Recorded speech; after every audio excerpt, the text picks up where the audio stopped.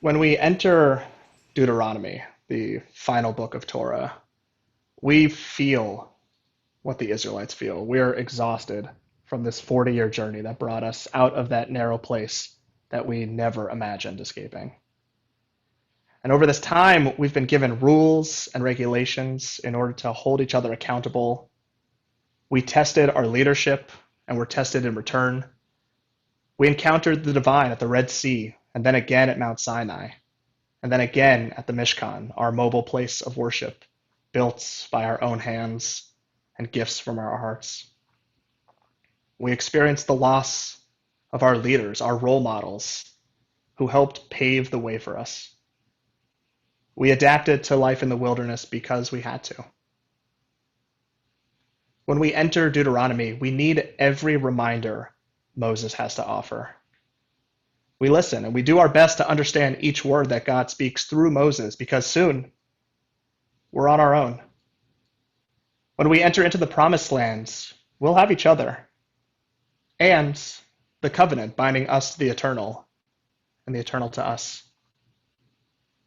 We might feel overburdened by this responsibility, but we're reminded that this covenant existed long before us with our ancestors, and it's going to maintain long after. 40 years of wandering, so that the older generation could fall away in the wilderness, while the new generation can inherit all that the promised land has to offer. 40 years. That's one of those numbers that we say and we hear, especially throughout Torah, but it's difficult to grasp the enormity of that number.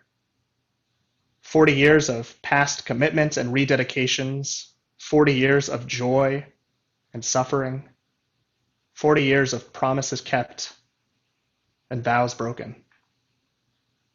If you can, try to imagine the world 40 years ago, our world. How did we get here? What groundwork was laid in order for us to experience the lives that we have now and the values that we hold dear? Who helped you reach this moment? Who took it upon themselves to ensure that we as a collective could experience right now? This exercise, remembering our past, is essential in allowing us to develop an identity of the present and a vision for the future. When we choose to remember, we engage our whole selves in the ways alluded to in this week's Torah portion. Lev leda'at, ve'enaim lirot, ve'oznaim lishmoa. Minds to understand, eyes to hear, eyes to see, and ears to hear. And Moses tells us that up until this point, we've not been able to understand the significance of what's happened to us. It's only as we stand on this border between now and future days that we're reminded how blessed we are to have souls that remember and bodies that act. 40 years might be difficult for us to comprehend. So what about the last 4 years? The last 4 months? Recalling this time, reflecting on where we've been, who we've become, allows for us to be appropriately affected by the actions and memories that shape our current reality.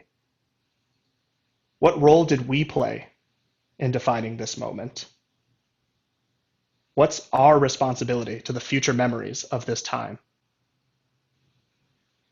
Each year, when we enter into the month of Elul, we're offered a choice to ready ourselves physically, emotionally, spiritually. And we can move through this time with the intention of remembering. But we run that risk of acknowledging our shortcomings from the past year. The high holidays that follow present us with an opportunity to start again, to achieve a clean slate for the year ahead. And it's totally possible to move through this season of renewal by just going through the motions as we might want to do every year at this time. But we might miss out on something. However, if we choose to engage our whole selves with minds that understand, eyes that see, and ears that hear, who knows what kind of change is possible?